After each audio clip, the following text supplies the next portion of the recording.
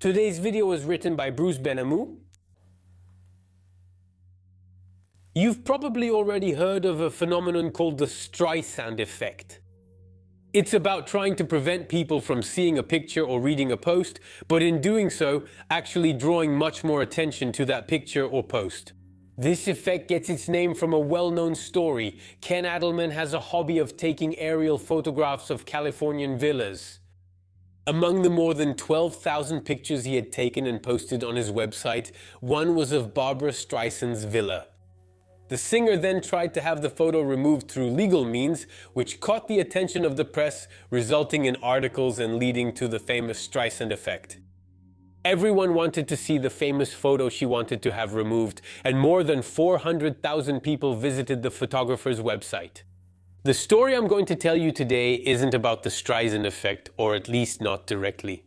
But one of the consequences of this story will be somewhat similar, and represents, without a doubt, one of the biggest checks ever written by the music world to censors and conservatives of all kinds. You may know this, but there are major conservative movements in the United States. And these movements have always tried to ban certain books, certain movies, or certain music, always with the stated goal of protecting children, those fragile creatures who, as everyone knows, are only exposed to violence, obscenity, or indecency through books, movies, or songs. If you saw Bruce's video on YouTube censorship, you already know this. If not, you should watch it, right? If I tell you you're not ready for the twist, it's not clickbait. You're not ready for the twist. And does this script follow the same vein? Totally. Yeah, so this script is good, but it's missing something. Yeah, I know.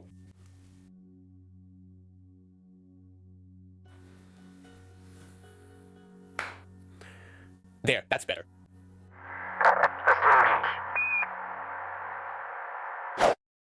In 1985, 4 wives of American politicians were so worried about their children that they decided to take action. They would come to be known as the Washington Wives.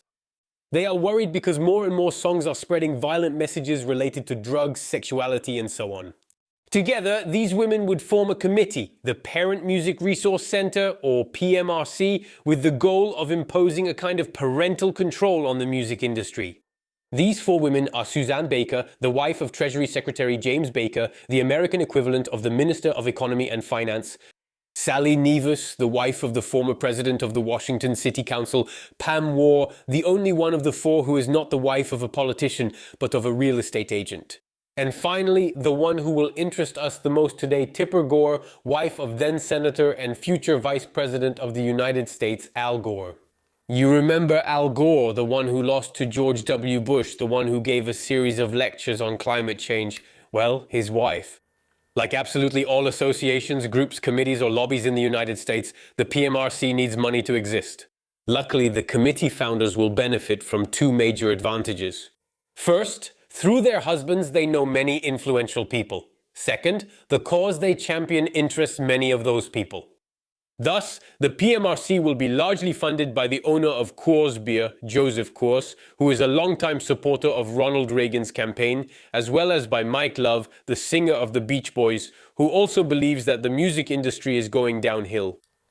Alright, but then what does the PMRC want? Once the committee exists, has offices and a bit of pocket money, how does it want to improve parental control over the music that their young and innocent children are exposed to?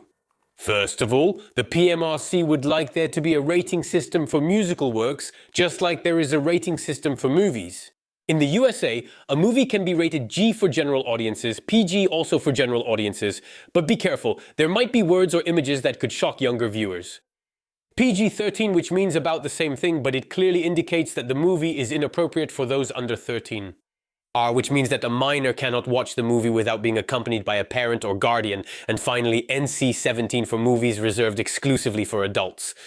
And the PMRC would like to have ratings stuck or printed on album and single covers, a bit like what you find today on video game boxes, you know, PEGI 13 or PEGI 18.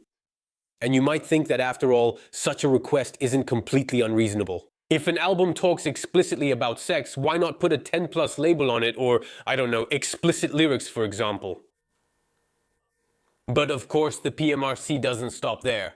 They also want record stores not to put albums with explicit covers on the counters and to pressure TV channels and radio stations not to broadcast explicit songs or music videos of explicit songs. They also want the music industry to consider re-evaluating. I'm putting that in quotes because that's the word they use, but you should really understand it as terminating. So, to re-evaluate the contracts of artists who behave inappropriately on stage. Finally, the PMRC wants the creation of a body, probably just a simple panel of citizens, that would once and for all establish the standards to be followed. And there's no doubt that the members of the PMRC would volunteer for such work. One of the first actions of the PMRC will be to create a list of "I don't have enough fingers" 15 songs from that time that they considered particularly offensive. This list is known as the 15 Filthy, or the Filthy 15. For example, it includes Prince's song Darling Nikki, which explicitly talks about sexuality. In the first verse, you can hear Prince singing, "I met her in a hotel lobby masturbating with magazines." I met her in a hotel lobby masturbating with magazines. But there's also Eat Me Alive by Judas Priest, squirting in passion as the rod of steel injects lunch to the maximum spread. I rendered it as moan of passion as the steel rod slides into the slit spread to the maximum. Yes, it's clear, we agree on that. But the list isn't just about sexuality, it can also be about violence, alcohol, drugs, or even the occult. For example, with the song Possessed by Venom. We drink the vomit of the priest, make love to the dying whore. We suck the blood of the beast and hold the key to the death door. We drink the vomit of the priests, make love to the dying whore. We suck the blood of the beast and hold the key to the door of death. And the PMRC is making headlines, gaining support from many politicians, so much so that by August 1985, 19 record companies had already agreed to put a label on albums and singles. A label that you know, that you've already seen many times in one of the following forms: parental advisory explicit lyrics and parental advisory explicit content. Before the albums with these labels hit the shelves, many artists publicly declare their opposition to what can only ultimately lead to more or less arbitrary censorship. Yes, because on one hand you have the stickers on the albums, okay, that's one thing, but on the other hand, for years now you've had songs being censored on the radio and on television. The swear words are either beeped out or replaced by more appropriate words to provide what is commonly called radio edits, even though it also applies to television. For example, where the uncensored version says, Thus, the artists of the time, mainly from heavy metal, were concerned about protecting their creative freedom as well as about control over the public's access to their works. So the US Senate decided to do what it often does when a public debate arises in the media: hold hearings. And that happened on September 19, 1985. During these hearings, several people will testify. Obviously, on one hand, there are the witnesses supporting the public, the PMRC, and the regulation of the music industry. And on the other hand, there are the witnesses from the opposing side who are against such regulation. And so, the supporting witnesses. First of all, Paula Hawkins, senator from Florida, the only woman ever elected to the Senate to represent Florida, who is not speaking as a witness, but as a member of the committee in charge of the hearing. It should be noted, however, that Senator Hawkins is the chairwoman of a Senate subcommittee, the subcommittee in charge, I quote, of children, family, drugs, and alcoholism. You can tell she strongly supports strict censorship.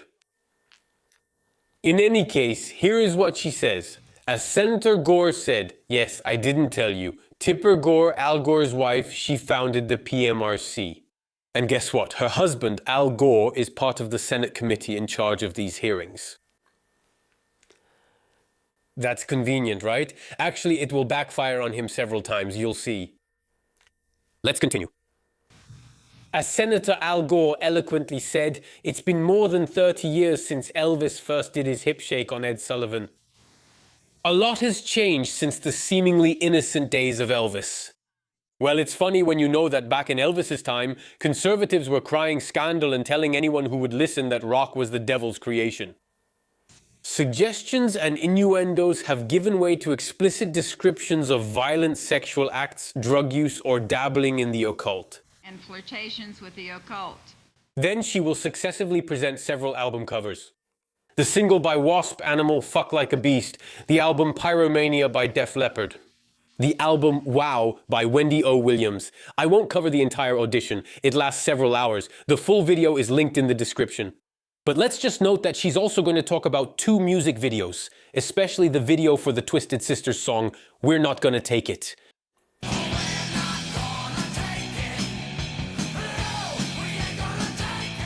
The problem she has with this song isn't with the lyrics themselves, but really with the music video it features. Adults, parents, who get beaten up by their children because the kids want to listen to Twisted Sisters.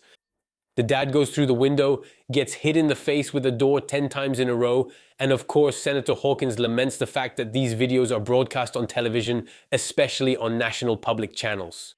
Then it's Suzanne Baker's turn, who is literally introduced by the chairman of the committee as Mrs. James Baker. That just shows that no one is even pretending to ignore the connections between the founders of the PMRC and public figures. And Suzanne Baker sits down in front of the committee, accompanied by the other founders of the PMRC, and she says the following. Teen pregnancies and teenage... The Neudecker report states that the teenage pregnancy rate in the USA is the highest among all developed countries, with 96 out of every 1,000 teenage girls becoming pregnant.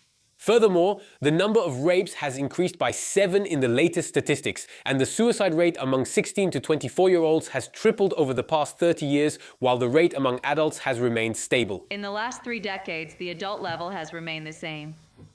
There are certainly many reasons for the trends in our society, but we believe that the pervasive messages aimed at children that encourage and glorify self-suicide, rape, sadomasochism, and so on must be counted among the contributing factors. Numbered among the contributing factors. Then it's Tipper Gore's turn, who presents the original idea of an album rating system. But she points out that after many discussions with people in the music industry, the PMRC agreed that it was complicated, and she proposes a simpler solution.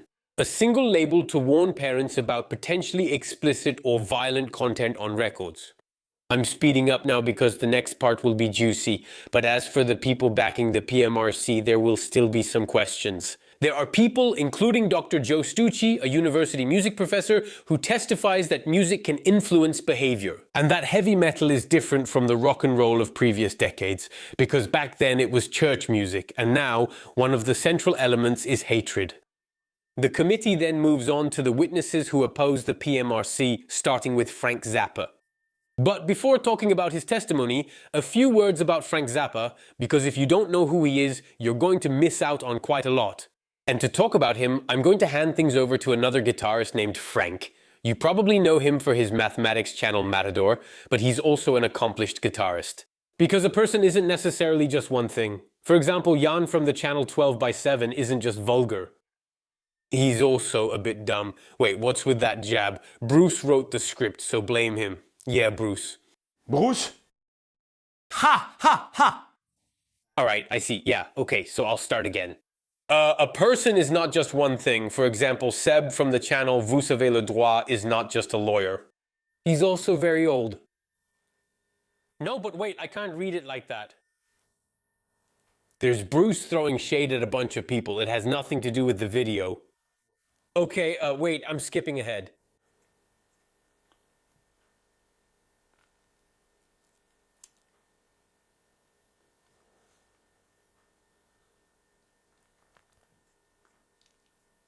All right, okay.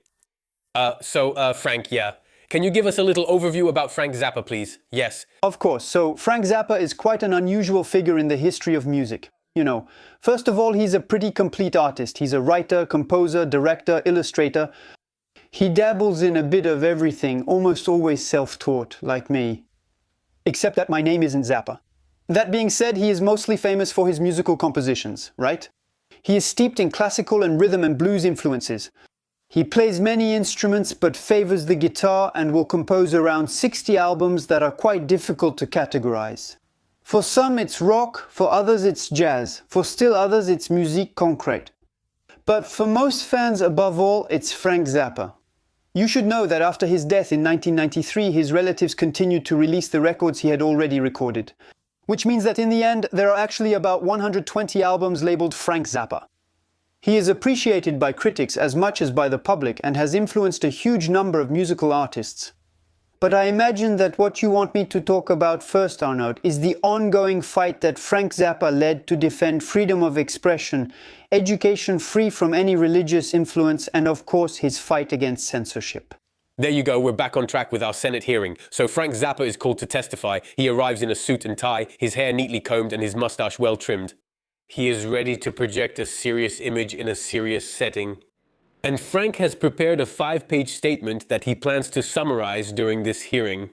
Not without first making sure that the purpose of this hearing was indeed ultimately to achieve legislative oversight, which is confirmed to him by one of the members of the commission. The goal is for the music industry, record labels, producers and artists to agree on their own to regulate their obscenities on stage, on albums and in music videos. Otherwise, indeed, laws will have to be put in place to force them to do so. After reviewing the First Amendment of the US Constitution to ensure the press, including international media, understands the issues. The First Amendment of the United States Constitution says the following. Congress shall make no law respecting an establishment of religion, or prohibiting the free exercise thereof, or abridging the freedom of speech, or of the press, or the right of the people to assemble peacefully, and to petition the government for a redress of grievances. First Amendment, and the fact that it was put first, well, that clearly shows its importance. It's the article of the Constitution that gives Americans the right to freedom of speech, but also freedom of religion, the freedom to gather and assemble. But it also forbids Congress from imposing a religion, a set of ideas, or from banning protests. After reading this amendment, Frank Zappa first points out that he is speaking only for himself and does not represent artists, musicians, or the music industry. The PMRC's proposal is a poorly conceived absurdity that fails to bring any benefit to children while infringing on the civil liberties of adults, which promises to tie up the courts for years, having to deal with the interpretation and enforcement problems inherent in the proposal itself. He even goes on to say the PMRC's proposal is equivalent to treating dandruff by decapitation. Then he attacks the founders of the PMRC who, according to him, insist on buying albums by contemporary artists to maintain the illusion of a certain sophistication, before reminding them that the $8.98 you pay does not give you the right to have the composers or performers kiss your feet just for putting their album on the family turntable. Frank Zappa is angry. Yes, he is very angry. Then he goes after the music industry, the RIAA, for having accepted the introduction of the blank tape tax, a tax on blank audio cassettes. But that's another subject. Well, that's another subject, but we can still note that there is still today an equivalent tax on blank digital media. It's called the SACEM tax. And it's not just symbolic, since it goes up to €14 for a smartphone or a tablet. But why is he talking about this tax? Because it was pushed by Senator James Thurmond? Zappa then adds, is it a coincidence that Mrs. Thurmond, the senator's wife, is affiliated with the PMRC? To give you an idea of how annoyed Frank Zappa was, he was asked about it in an interview in 1987. How could such a trivial subject as record labeling lead to a Senate hearing? And here's his answer. A few blowjobs here and there, and bingo, you've got a hearing.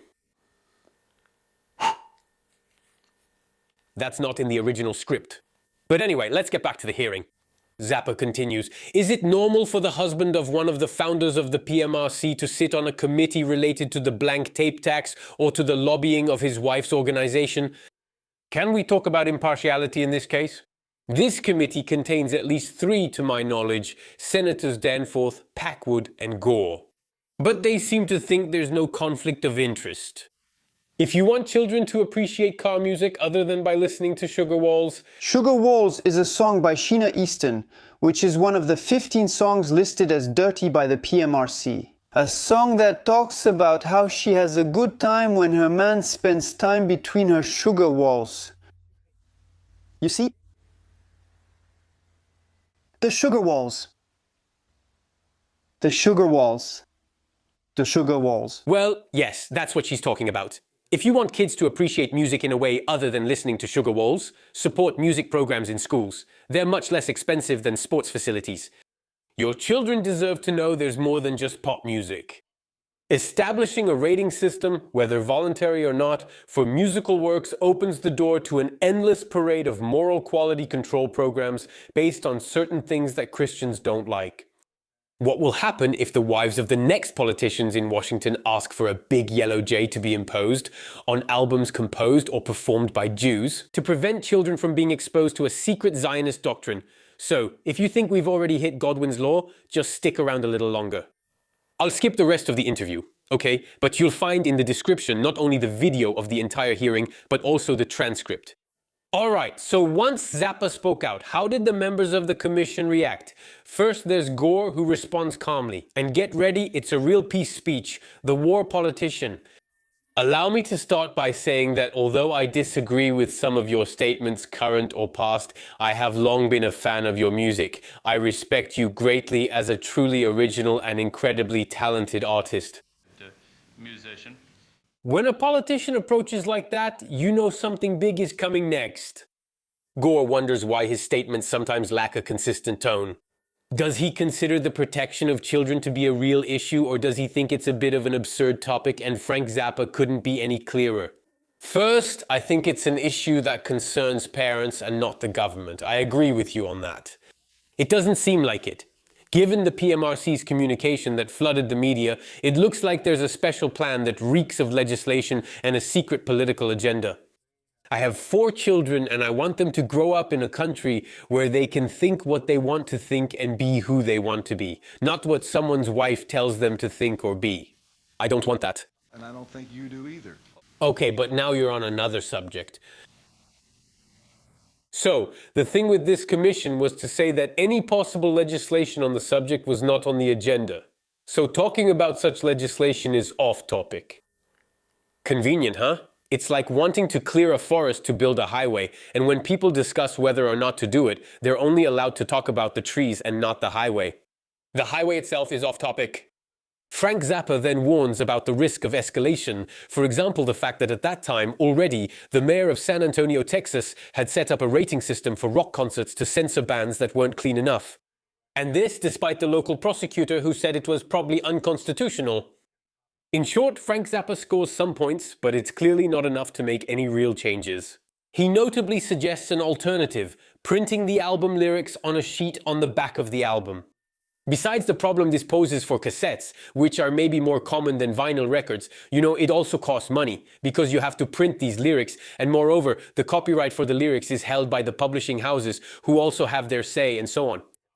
In short, in practice, it's not really feasible, but it still shows the commission that Zappa didn't just come to oppose, but maybe to offer an alternative. Yes, because what Zappa wants to avoid above all is legislation that would censor artists. That's his main problem, that they can't say what they want in an album, or that the album can't be sold publicly otherwise. Senator Slate Gordon may now speak. He's gonna be a bit less agreeable.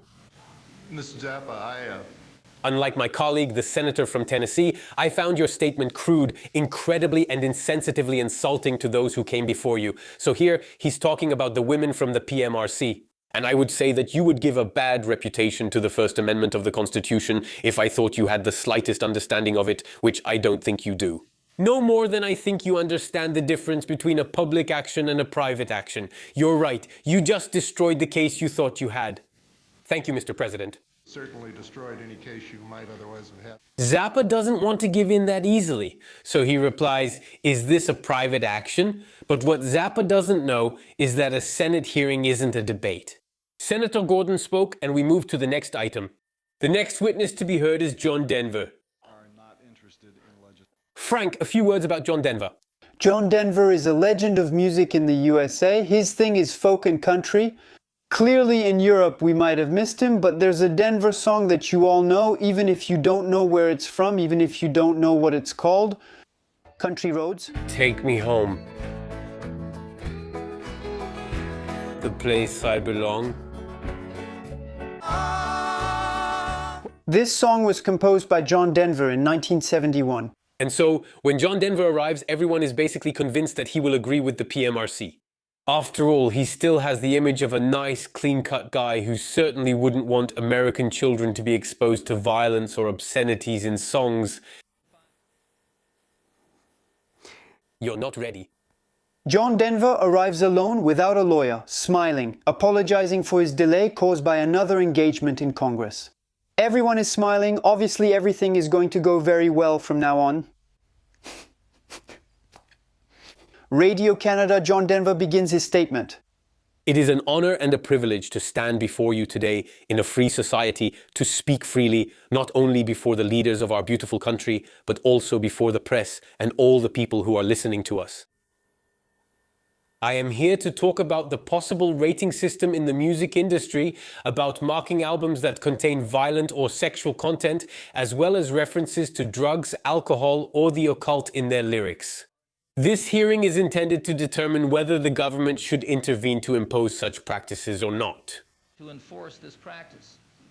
Mr. President, this sounds like censorship, and I must be perfectly clear, I oppose any form of censorship, in our society or anywhere else in the world. Denver says that he has dealt with censorship twice in the past, especially when radio stations refused to play his song Rocky Mountain High because they thought it was about drugs. But Denver said it was just about enjoying life, spending a moonless night under the Rocky Mountain stars. What assurance do I have that a national panel checking song lyrics wouldn't make this kind of mistake? Well, for now it's okay, he's staying calm. So, okay, let's be clear, calm, he's going to stay that way, but these remarks, it's going to sting a little. On the subject of censorship, he adds this: a self-proclaimed watchdog of public morality is an elimination, and that will not be tolerated in a democratic society. Mr. President, the elimination of groups of people in a society always begins with the censorship of written or spoken words. It was like that in Nazi Germany, and it is the same in every place in the world where leaders are afraid of an informed and educated people in a diverse society. The guy smiles as he tells them, "What you're proposing makes you Nazis." At that point, the guys in front of you stop smiling. Alright, you get it, John Denver is against it too, but he confronted them less directly. If I had to sum it up, Frank Zappa tried to do like the guys on the other side, he put on a suit, he prepared a pretty technical speech, he's with a lawyer, in short, he's direct, but he follows the rules of the guys on the other side. John Denver, on the other hand, probably more used to politicians and conservatives, shows up with a much better attitude and a charming smile. To call them Nazis.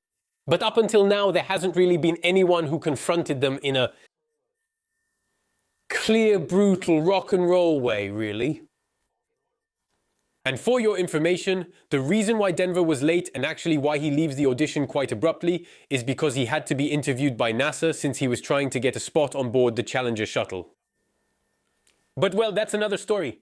I have a note from Bruce saying, "Arno, check out John Denver's life, it might interest you, it's actually a good idea." So far, no one truly rock and roll has come at them. Until the next witness, D. Snider. Frank, wow. D. Snider. Also D. Snider. D. Snider.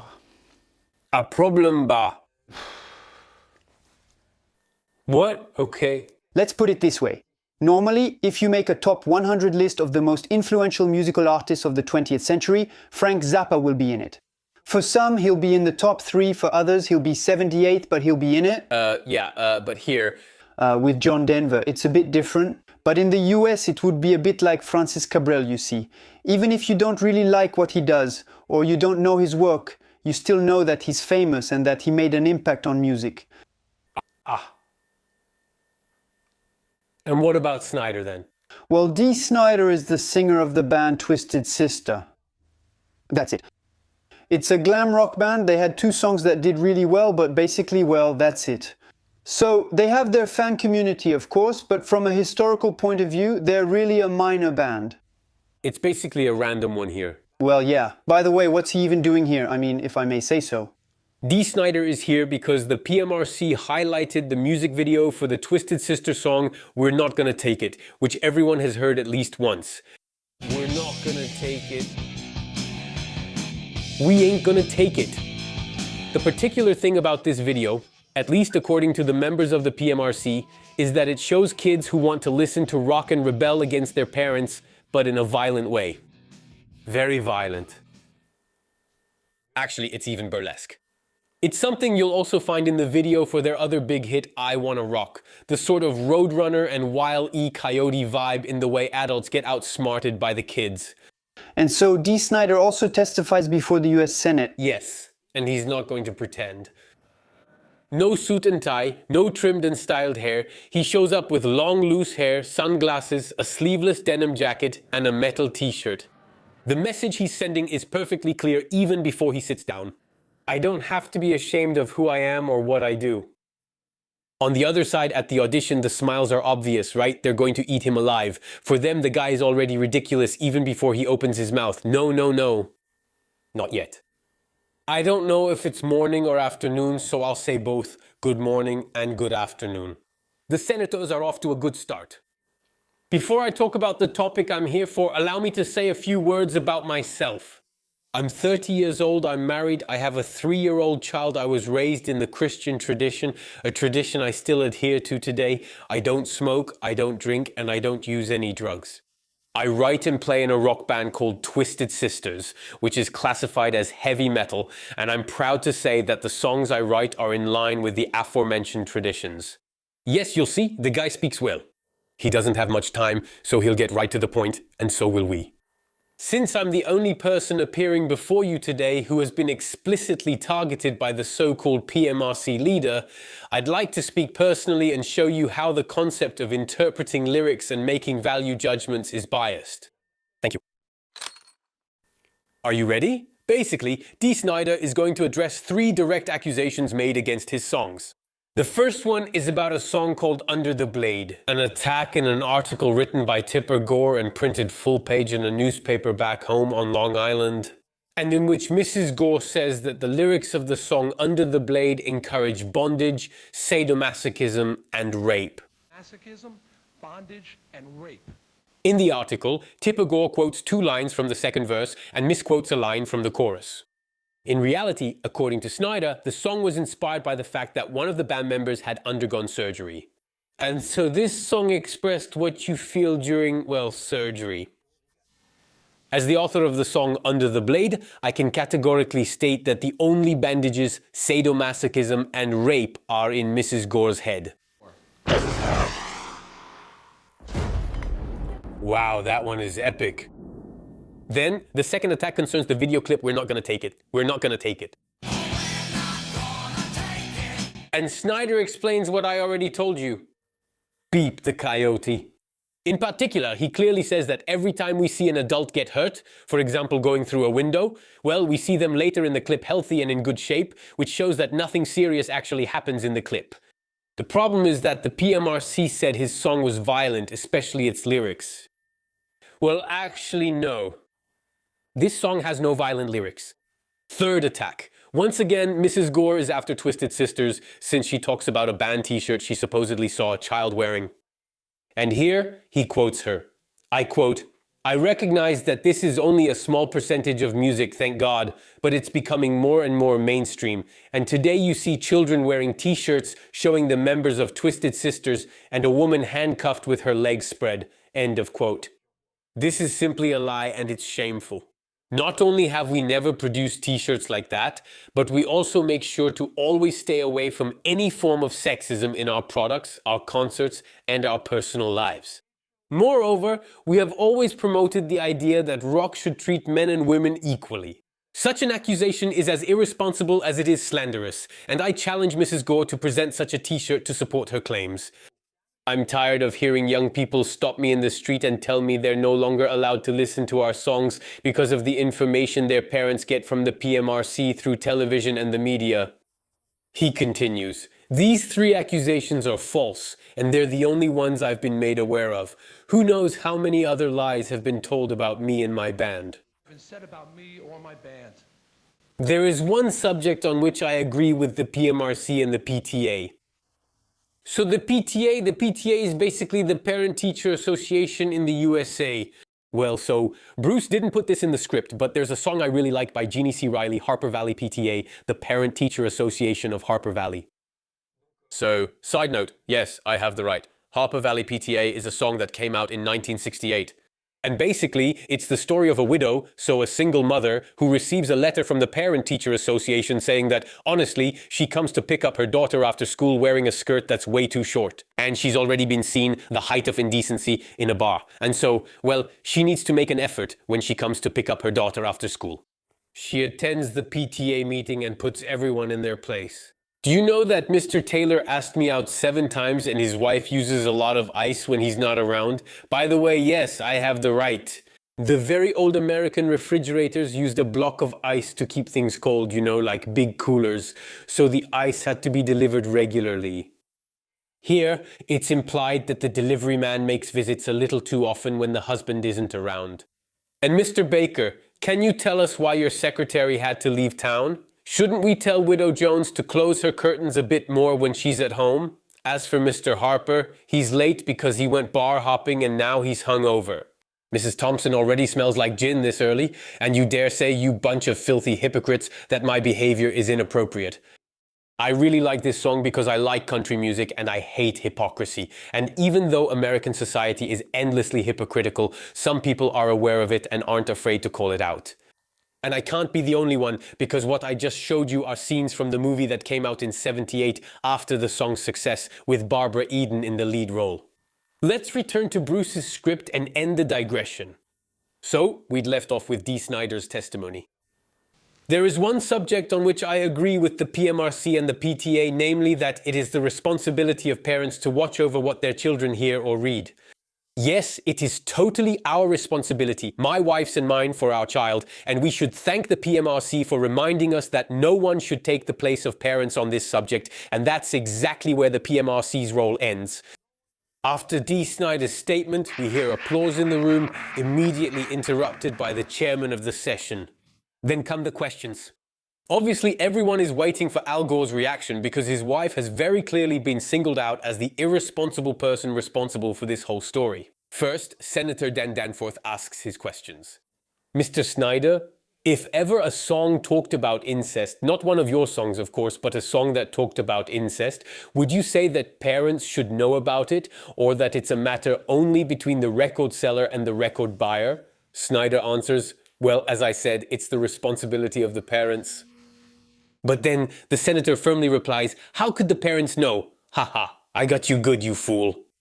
Well, quite simply, as It's very simple. As a parent, if I see on an album cover the severed head of a goat placed in a pentagram between the spread legs of a woman, I know that the album is not for my children.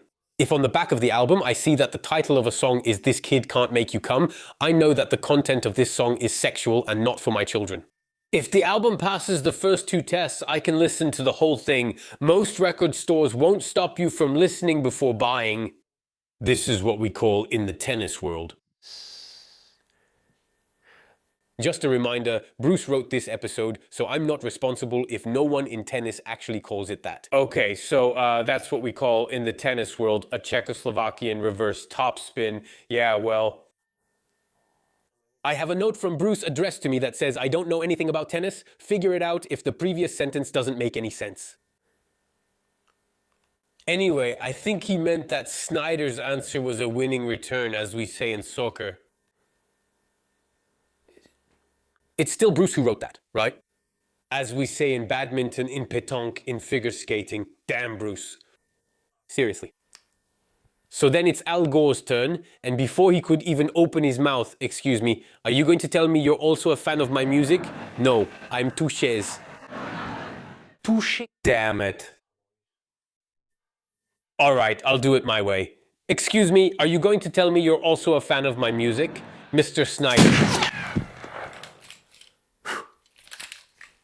Mr. Snider, what's your fan club's name? What does its abbreviation mean, and what does the D stand for? Snider answers without any hesitation in his voice. DMFSMFTES, it's what the fucking Friends of Twisted Sisters is. Is it also a Christian group? I don't think profanity has anything to do with Christianity. Thank you. Thank you. You say that the song Under the Blade is about surgery. Have you ever had surgery with your hands and legs tied? I wrote this song when our brother guitarist Eddie had to have polyps removed. A polyp is a growth of tissue within a mucous membrane. Who cares? He was worried, so I wrote a song about the fear of surgery and the fact that when you go into the operating room, you're defenseless and worried about waking up mutilated, disabled, or not waking up at all. Is there a reference to the hospital in the song? No, but there's also no reference to a woman or to bondage or to masochism. But there is a reference to being tied hand and foot under a blade to be cut. Yes, that's true. And now, watch out, this is a sleight of hand performed by a professional politician. Don't try this at home. You don't need a big imagination to see that this song isn't about surgery or hospitals, since neither is mentioned in the song. And D. Snider's response, the one that's coming up, is the reason why people still remember his testimony today. We agree. Al Gore said there's no mention of surgery or a hospital, so there's no need to twist the lyrics to see something else in them. Eddie replies, no, there's no need indeed, and I would add that a song allows anyone who listens to it to bring their own imagination and experience to it, and that everyone can interpret it as they wish. Mrs. Gore was looking for sadomasochism and bondage, and that's what she found. Someone looking for a surgical operation would find that too. Found it as well. Al Gore's answer is simply no.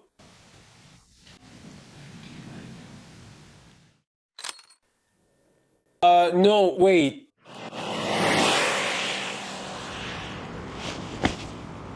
I didn't find a song called Screw the Senator's Wife, but you get the idea. And it'll take him a few seconds to recover, but on another question. By the way, Bourne won't say anything on this subject because he simply got shut down. But he's still going to try. Come on, just for fun, I'll show you what happens next. Yeah.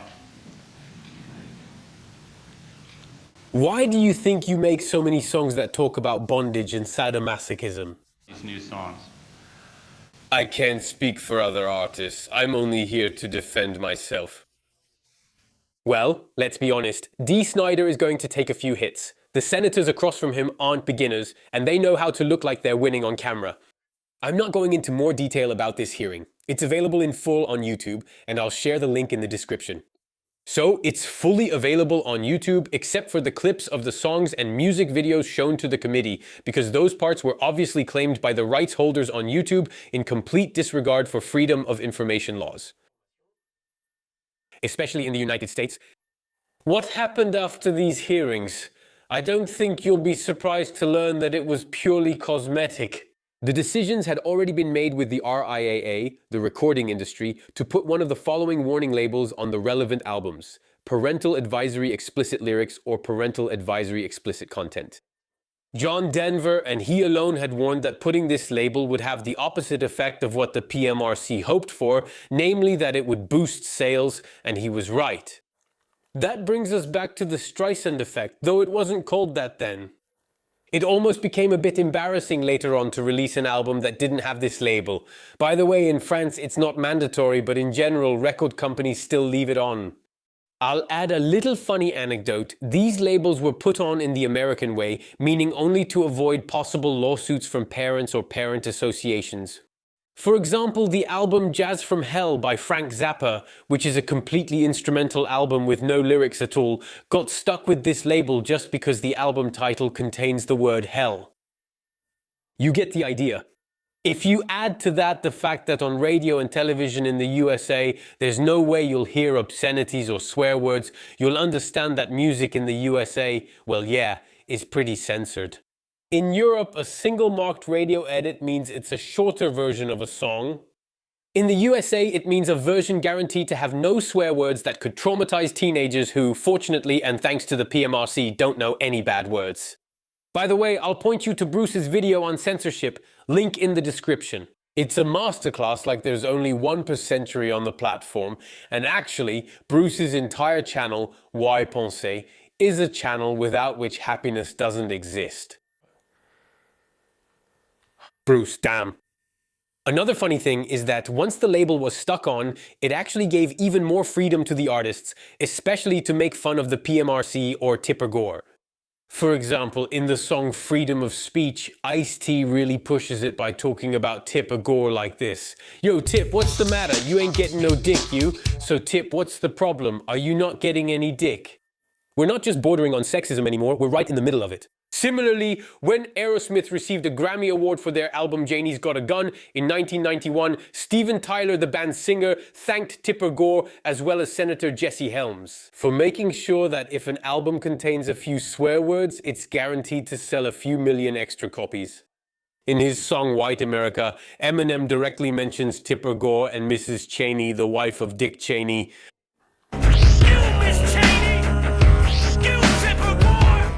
That was the official version, the radio edit, the one without swear words. Here it is, the uncensored version. Fuck you.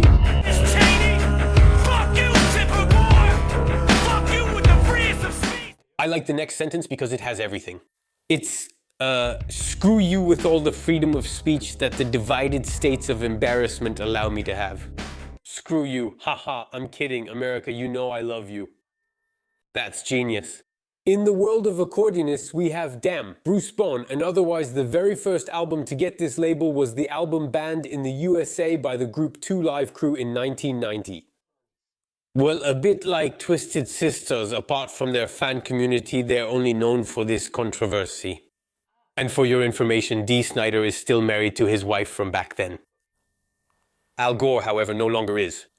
There are probably plenty of reasons for that, you know, I'm not blaming anyone, but it really puts into perspective the idea that no one should be telling the rest of the population how to think or what's best for their children.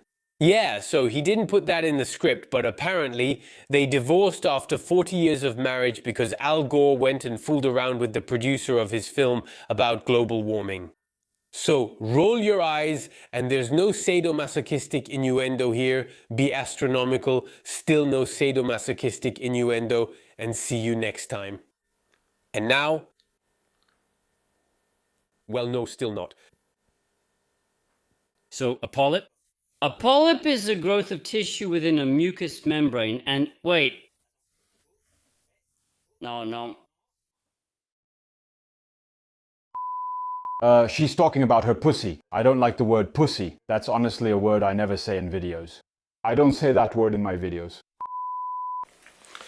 So that's the porn cameo porn about the First Amendment. Ouch. I make the joke even when I know I'm the one who invented it. That's right, which gives you an idea of my food age. I'll give you some more rights, but there you go.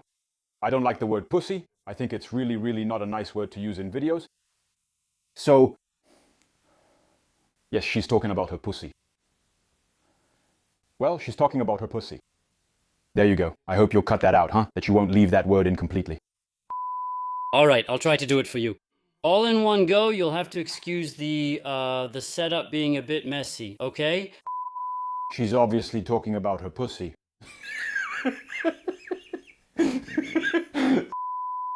There you go. Well, I feel good about that.